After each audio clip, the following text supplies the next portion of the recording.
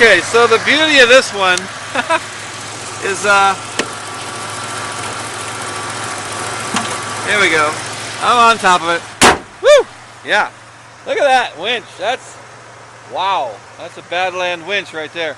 So this is a 1988 Ford Ranger XLT, burgundy in color, two-door extended cab, so that doesn't have the opening side doors in the back.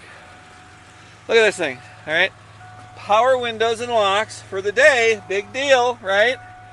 This is 102,000 miles, I'm told by the previous owner, and I can give you his name. It's a stick shift, has that winch controller there, air conditioning and a factory radio. I mean, are you kidding?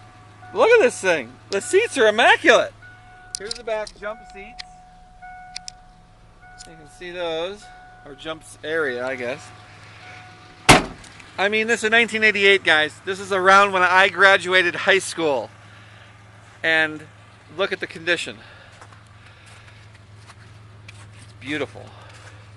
I'm Nick Skiba. You will love this vehicle at Snowy Mountain Motors if you come and so choose to peruse it. I don't think you'll find too much to hate for the condition that it is in. Check it out.